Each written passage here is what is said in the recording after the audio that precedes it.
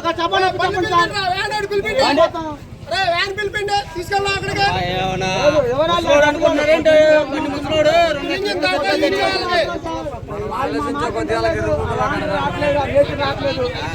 చెప్పండి సార్ వెళ్ళాడు కూర్చుంటాం సలంగాడు కూర్చుంటాం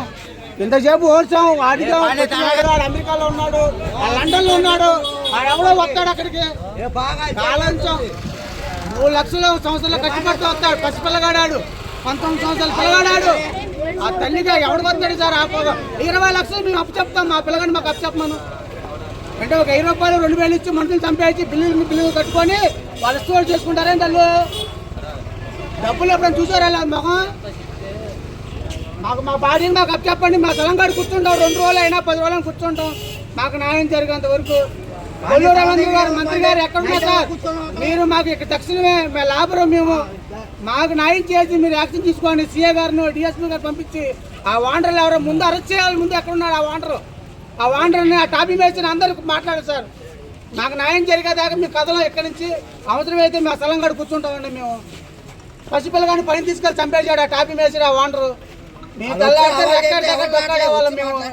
పొద్దున్న నుంచి వెయిట్ చేస్తున్నాం సార్ న్యాయం జరుగుతుందని అసలు రాజు కూడా రావట్లేదు పట్టించుకోవట్లేదు ఆ తల్లి కళ్ళ తిరిగి ఆడ పడిపోయింది ఇంక తల్లికి చెప్పలేదు చచ్చిపోయాడమ్మా మీ కొడుకు అని ఇంక తల్లికి చెప్పలే తల్లికి చెప్తే చచ్చిపోయేది తల్లికి తెలియదు ఇంత మటుకు తల్లి కొడుకు చచ్చిపోయింది తల్లికి చెప్పలేదు మేము కాపాడుకొస్తున్నాం వాళ్ళు ఎవరో రావట్లేదు వాండర్ అమెరికాలో ఉన్నాడంట లండన్లో ఉన్నాడంట ఎవరో రావట్లేదు సార్ మాకు న్యాయం జరిగాల కొల్లూరు రవీంద్ర గారు ఎక్కడ ఉన్నారు మంత్రి గారు జిల్లా మంత్రి గారు ఇంత మటు దిక్కు లేదు మీ తరపున ఒకరు రాలే ఎక్కడికి ఓట్లు అప్పుడే వస్తారు న్యాయం చేయడానికి ఒకరు రాలే మా కౌన్సిలర్ గారు మా ఇన్ఛార్జ్ వచ్చారు మంత్రి గారి తరపున ఏమి రాలే మాకైతే న్యాయం పిల్లవాడికి పెళ్లి అవ్వలేదండి పెళ్లి కుదిరింది 20 సంవత్సరాలు పెళ్లి కుదిరింది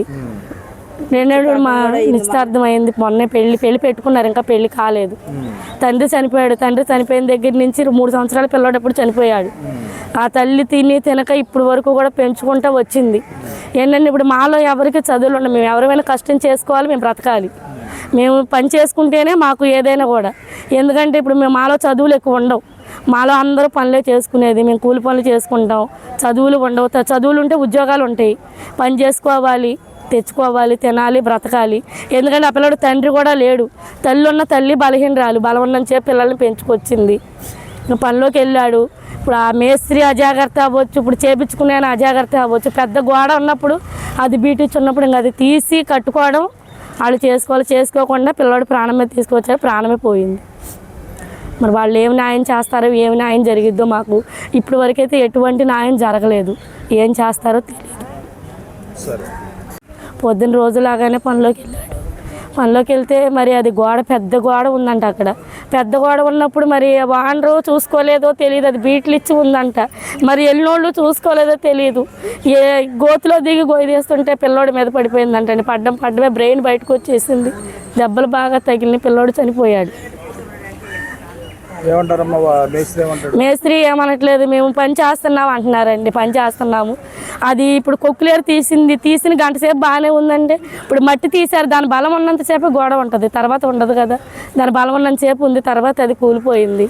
ఇప్పుడు పని చేసే వాళ్ళ నిర్లక్ష్యం ఎందుకంటే ఇప్పుడు ప్రాణం అంటే విలువ లేదు ఇప్పుడు కోట్లు పెట్టి అపార్ట్మెంట్లు కట్టుకుంటారు ఏమైనా కట్టుకుంటారు మా లాంటి వాళ్ళ ప్రాణాలంటే విలువ లేదు కాబట్టి ఇప్పుడు దెబ్బలు తగిలినా ఏది ప్రాణం పోయినా కూడా స్పందన అనేది లేదు దెబ్బ తగిలి పిల్లవాడు చనిపోయి ఇప్పుడు 3-4 గంటలు అవుతున్నా కూడా ఏదనేది కూడా లేదు పిల్లవాడు చనిపోయాడు కాబట్టి బాధ మాకు మాత్రమే ఉంటుంది నమస్తే ఫ్రెండ్స్ నేను మీ రూపిణి మీ అందరూ చాణక్య ఛానల్లో వీడియోస్ చూస్తున్నారు కానీ వాటికి లైక్ చేయట్లేదు అండ్ సబ్స్క్రైబ్ చేయడం మర్చిపోతున్నారు మీరు కనుక చాణక్య ఛానల్కి సబ్స్క్రైబ్ చేస్తే మాకు ఇంకా మంచి వీడియోస్ని న్యూసెస్ని చేయడానికి మాకు మోటివేషన్ ఉంటుంది thank you and don't forget to subscribe Chanakya channel